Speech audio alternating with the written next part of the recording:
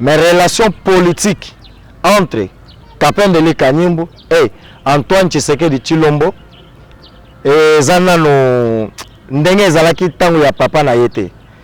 Mais l'FLNC, le président Kapendele Kanyimbu maboko eza fungwama soki le président Fachi aïe et pas Kapendele Kanyimbu, peut-être il y aura des solutions pour le peuple congolais. Etienne Tshisekedi abimaki première députation na na Congo na parti na Konako. Botu na bato ya IDP soki ba histoire. Et Mate Kita Kapendele Kanyimbu chef de l'État du Congo. Là je vous l'assure. Avant Yesu aya Kapende fois diriger dans le Congo. En tout cas. To kosena pas Yesu azela nano. FLNC sali 40 ans en exil.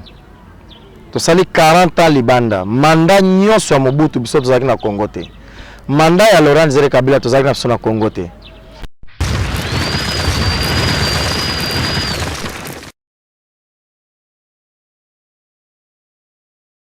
Oui, moi je suis allé à Centrastif. Quand tu es au donc, le star n'a pas matingo yé. Quand tu es au bac, Centrastif est zapakaté. Toujours les en mouvement. Mais là, tu quittes la siège Nabiso. Oh, bon, siège Nabiso dans joli site. Donc, siège jaune est dans la 4 minutes. Est dans la mitendi. Donc, on a zapakaté. Star n'a pas matingo yaka toujours. Après, on a qui s'habille, on va comme nous, c'est un sur terrain. Donc, madame Matingo a un terrain à siège à joli site. Pour qu'on y ait un joli site. Bandeko. En tout cas, vraiment, Centras TV, Centras TV ne tombera jamais. Centras TV, Lelo, et tant que la bicycle ne soit pas ratée. Donc, Lelo, vous sentir en haut, vous mon en haut, vous cabine moko.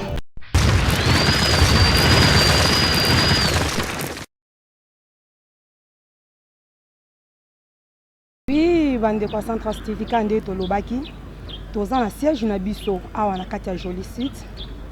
Teko kutana na moko ya membre moko ya joli site na lingi bino moko boyoka ye a se présenter ye moko.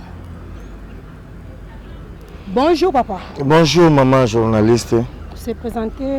Merci beaucoup. Na bengam na kombo ya Capin de Pitié. Naza chargé des affaires ya président ya Front de Libération Nationale du Congo. Le président Capin Eli Kanyimbu d'élite. Que je profite de saluer en passant. Na vandi ya na kati ya siège na kosala ka musala na kati ya parti. Na niveau ya vie nanga privé, j'ai beaucoup de choses à faire par-ci par-là, peut-être que concerné na noter na émission Oyo, mais na kati ya Front de Libération Nationale du Congo na Otsuko Loba, je suis le chargé d'affaires du président. Oui, Papa Pitié Capin. Ngi Oloba na biso d'origine na yo. Merci. Je suis Naza Congolais, de père et de mère. Nazo tiré origine Nangaï à partir du village Kawende, na territoire ya Kapanga, na district ya Lualaba. Actuel maintenant province ya Lualaba. Na Kalatubano bengango province ya Katanga, district ya Lualaba. Kalatubano bengango province ya Katanga, ndenge baksala décentralisation, découpage ya ba territoire. Nde bakoma ko bengango province ya Lualaba, mais district toujours Lualaba. Village ya Kawende, territoire ya Kapanga, district ya Lualaba, province ya Lualaba. Naza kati ya ba héritier ya Empire Lunda. Oto bengaka le Moitiave.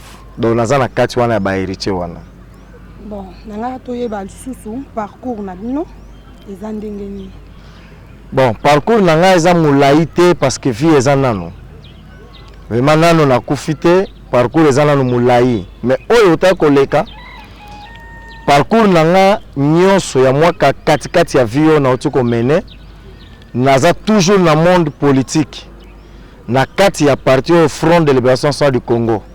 Na 1965 parti ekotaki na exil na Angola. Côté Kenaki après le coup d'état ya Mobutu. Tant Mobutu akangi Tshombe, akangi Kasavubu, a bendi ba opposant ba politiciens nyonso pouvoir ekomaki ya ba soda. Nde ba parents ba kendaki na exil na Angola. Tant ba kendaki na exil kuna nde toyaki komona le jour na kati ya mokili.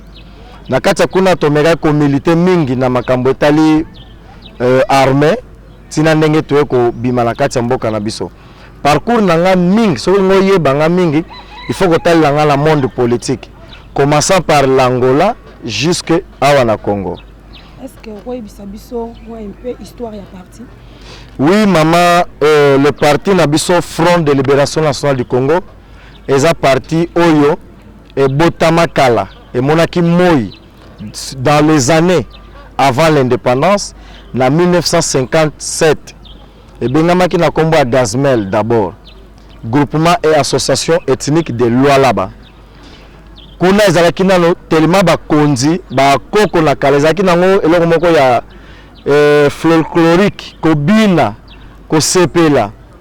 Mais quand Tchombe aye en tant que les intellectuels a eu groupement association ethnique de Lualaba donc Gazmel a commissi yango parti politique a bengi yango la kombo ya Konakat, Convention nationale du Katanga.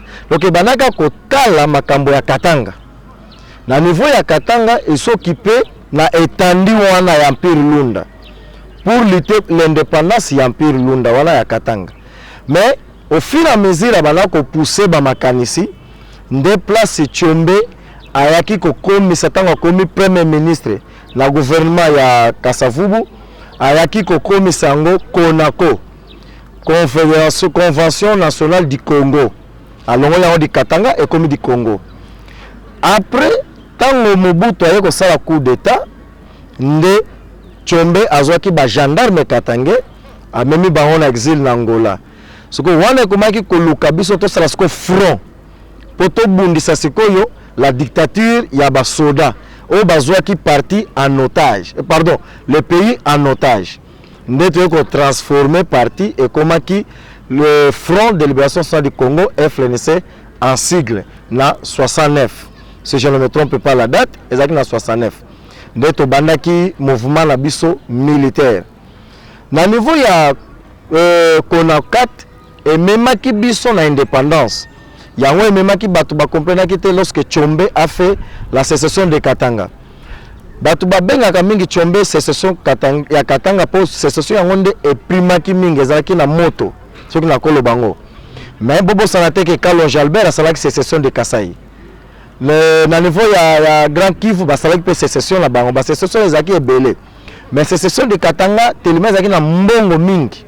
Yango nde esalaki ke yango ezwa.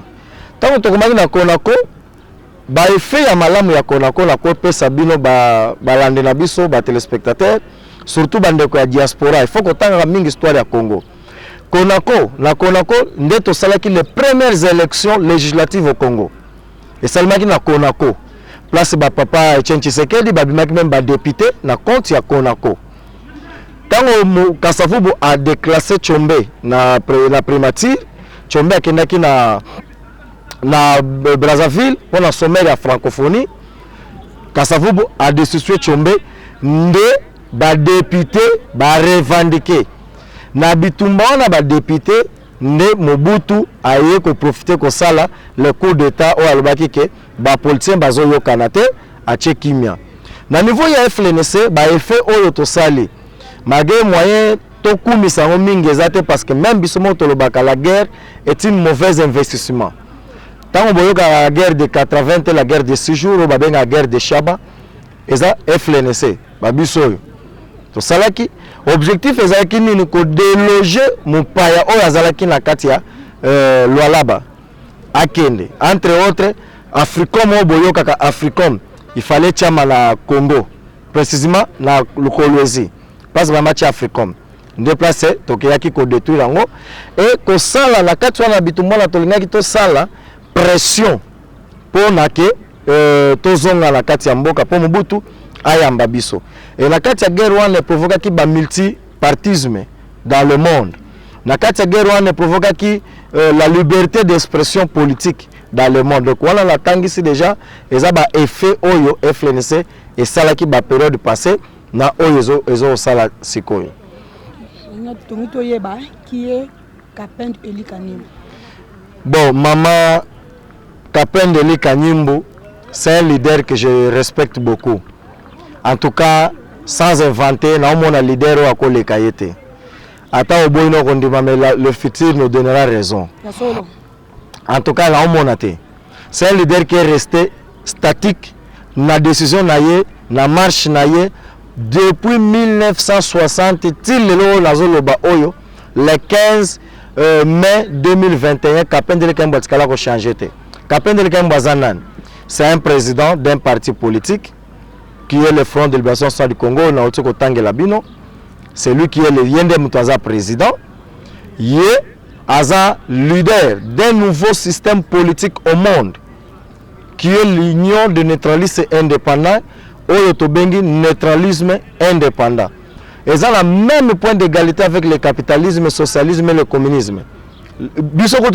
Système parce que nous prenons Dieu au centre de tout. Et pas n'importe quel Dieu. Dieu le créateur de la terre et le ciel, c'est lui qui a créé l'homme. Kapendele Kanyimbu, c'est l'homme qui a fait la révolution de la politique au monde. Ce qui est le multipartisme, Kapendele Kanyimbu a parmi, parmi les artisans de cet multipartisme au monde. Kapendele Kanyimbu, je peux vous le présenter, c'est un vieux doué de la politique.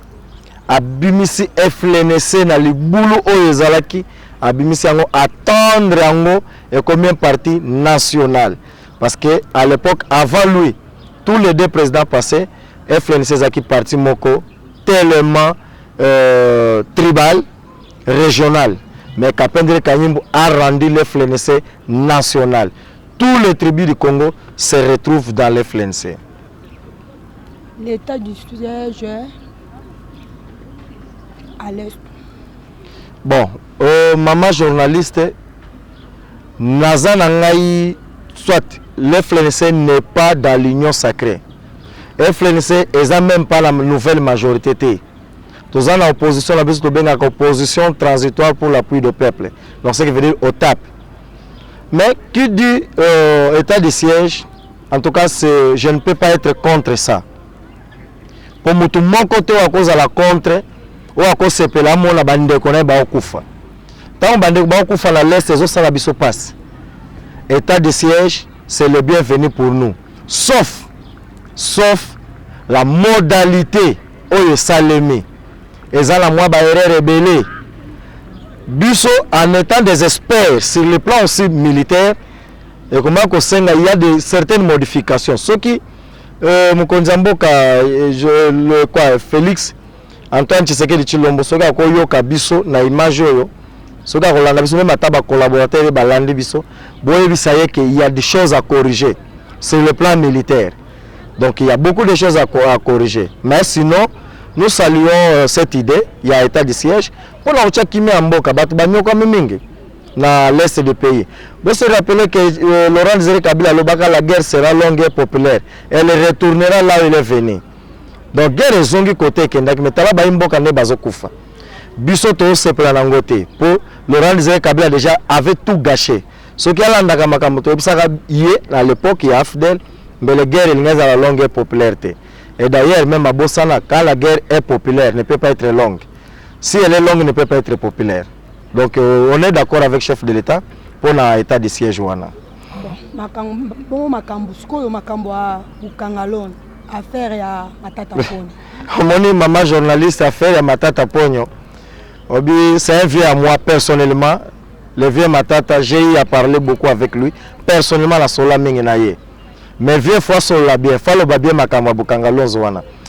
A pesaki batu espoir ya kolia pona Bukangalon. Mais soka côté pe masango ekenda to monate. En tout cas pour nanga il faut répondre. À répondre à Jésus via kima te. Te via linga kima. Ako kima ndenge ni. Te mama via linga kima. Asengi même na Sénat balongola militaire na été. Pour ba juger été. Ba bengi ça été. Mais pour nanga na sengi et pas ya président Bahati Lukwebo. Alongola militaire parlementaire il y a Matata Ponyo. À qui ne répondre. Vous savez que les Congolais ne sont pas des cobayes. Toi, les cobayes, c'est que on va s'enrichir. Tant qu'on a le pouvoir, on va vendre na poto, na Canada. À qui on va vendre. Donc, pas si à bas na Congo. Et on le côté. mbonga bokangalozo ba masango bokangalozo bakosi ba congolais na 2000 le temps oyo babana lobela bakamba bokangalozo biso to lobela ngo na FLNC to ça ba congolais likamba bokangalozo botuna bien ba sud-africain ba masango zo utaka ki na wala Congo eleke ke na Angola ke na Afrique du Sud ezo servir bapaya ba congolais ba oli ate moi ba miette wana ezo bimaka na four la ba la na moulin na bango yango bake ko tshela biso ba conteneur moko boyono bokangalozo non. Les Congolais ne sont pas des cobayes. Il faut répondre. L'État ils ont bien dit ça. À qui ne répondre, expliquer biso. Les autres, masango basaki wana msusu wana bana kende wapi. Ceux qui vous Congolais za ba Congolais. Pour mon angote. Il faut répondre na tribunal, il faut répondre à la justice. Bazo bien dit ça mazo ki manim. Siko ba descente ya parti. Et bandit tout le monde déjà est bandit. Pourquoi est bandit kaka ya ba commune? Pourquoi est bandit kaka mikolo? Maman, ba descente ça pourquoi? FLNC sali 40 ans en exil. To sali 40 ans libanda. Mandat nyonso ya Mobutu biso tozaki na Congo te. Mandat ya Laurent Desire Kabila tozaki na biso na Congo te. Mandat ya Joseph Kabila ibandeli na ye ya 2021, pardon 2001 jusqu'à commune en 2005 de place de la politique. To komaki na mboka ezala ba mibeko nango. Mboka et lobby ceux qui ont parti faut boza la civile to se conformer nano to salaki demande na l'état pour que ba démobiliser comité central na bureau politique ba soda ba kenai ko sala brassage na bango na Kitona na Kamina ba kenaki l'est bureau politique na comité central ya parti ezwaki démobilisation na bango que na 2010 de 2010 à 2011 to salina no installation du parti. En 2011, l'État a eu soupçonné notre président qui est non, alinga sala soki coup d'État, bakanga kiye, notre président national Kapendele Kanyim. A continué à garde à vue de 2011 à 2015. Tant wabimi ndeto bandi organisation à parti. Bobi binomoko ke soki papa landa kwazate désordre comme alandako.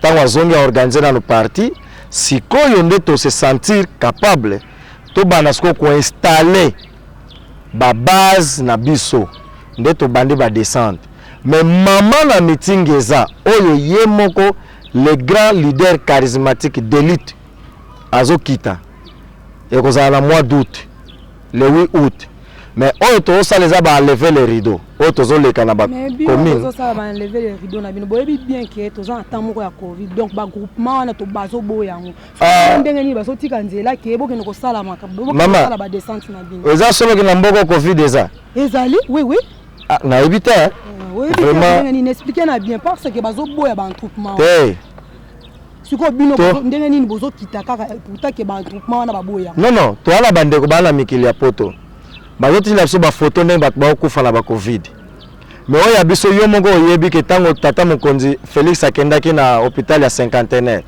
moto ana covid ma réclamer nzala or moto ana covid azala pe mate soki réellement tozala covid na mboka oyo na Congo ba marché ndenge za ko tonda boso ko kena wenza liberté na zan batu bazo tindika kende na la ba université otane batu bazo vandela tona to kufa lokola basoso covid ana ngote mama mais prévané yemoko le chef de l'état azaki na nkamba na église na biso na nkamba kuna tala fulu ezaki na nkamba na yemoko ba otindeka ye nulle part to monique bakangi covid ana ngote wale za ba mascarade ya peut-être ba mbongo bato ya OMS baliaki yango ba justifier mais FLNC vie sociale na culture c'est ndenge ni te vie sociale ya Congo maman je vous dis que peuple congolais a souffrir omoni na ndenge ni congolais a onyokwa masoko ngoye ba passe ya Congo bimana no Congo soko za la Congo ressentir yango te bimana Congo kenda ata libanda na mikili ya poto na ba pays moko ba pays voisin na biso awa na Afrique talela soko Congo na musika ndio koyeba passe ya Congo ndio koyeba ndenge congolais a souffrir social zéro social ya Congo zéro mais avec Kapendele Kanyim attendez-vous avec des sociales oyo nyonso bozoyoka ono tokolia 4 fois wana ezala ngo ba parlement debout si to banda koyoka bango depuis Mobutu tokolia deux fois mais tozomona ngote avec Kapendele Kanyimbu il y a l'assurance. So ngana yeba relation ya Eli Kapen na Félix Tshisekedi des années. Le président Kapendele Kanyimbu c'est un frère politique, culturel, ethnique même de Etienne Tshisekedi. Notre relation avec famille Tshisekedi date de longtemps. Mais relation politique entre Kapendele Kanyimbu et Antoine Tshisekedi Tshilombo et Zanano ndenge zalaki tangu ya papa na yete.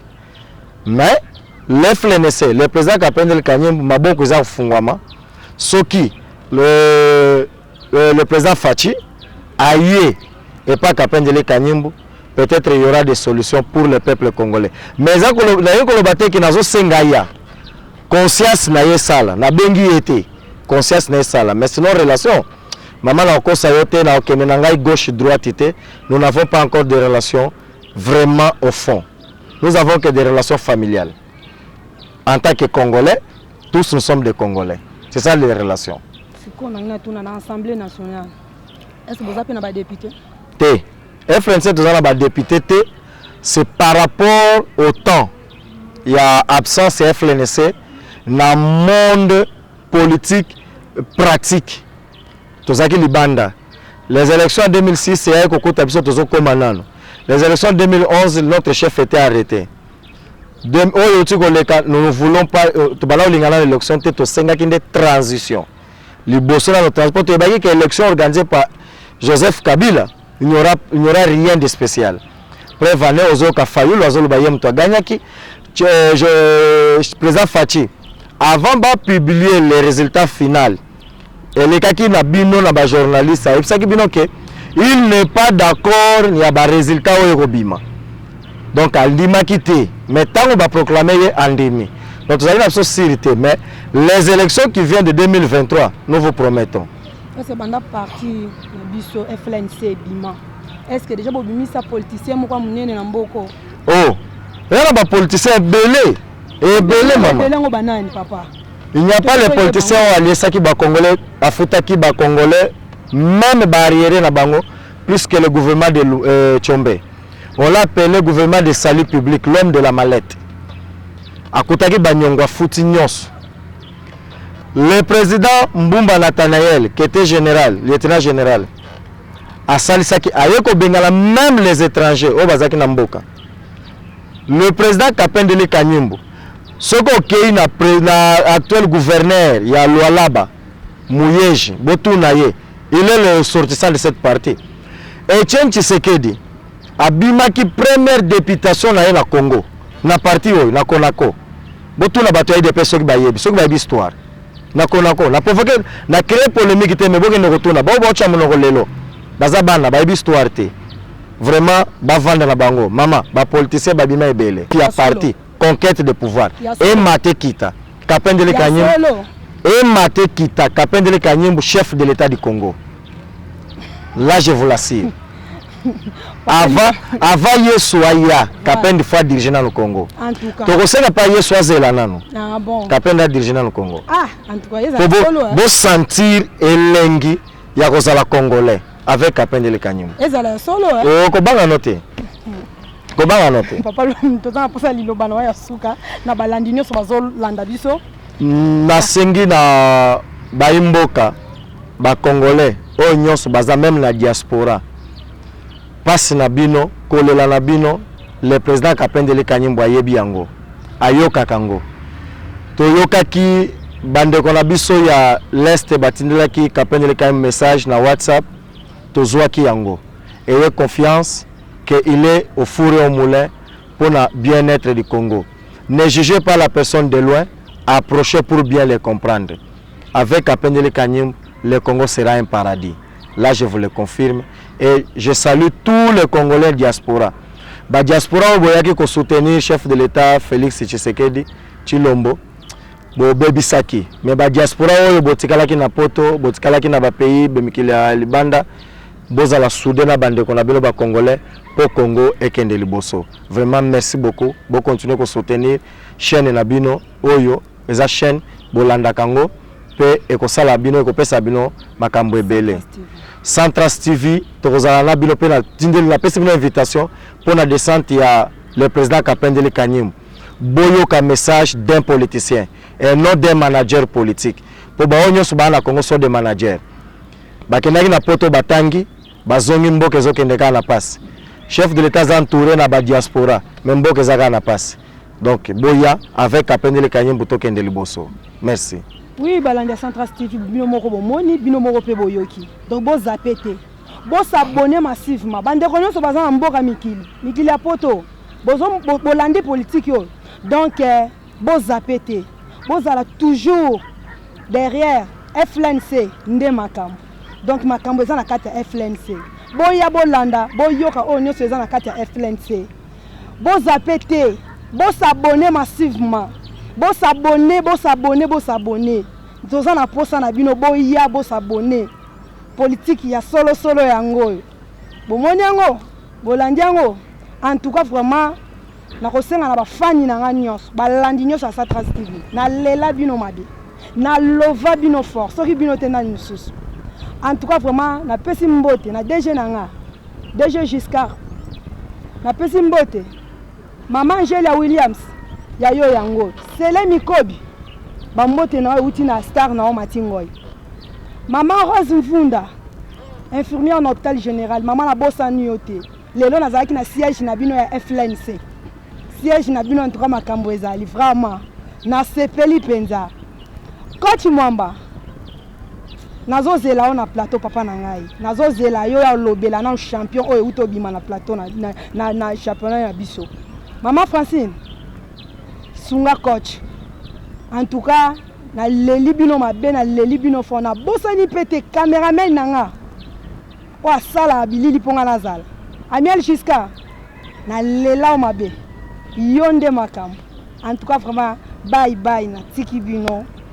Nkolo malamu. Olela ga bango mengai te. Oh na bosani pardon, Amiel Giscard zela. Na bosani te, invité la spécial. Pitié rapide donc so bokaka. Sarkozy mo boy. Moi na solo na Sarkozy. Donc talaka mo bala mbishi. Amiel Giscard mo bala mbishi. Bango. Merci vraiment, merci.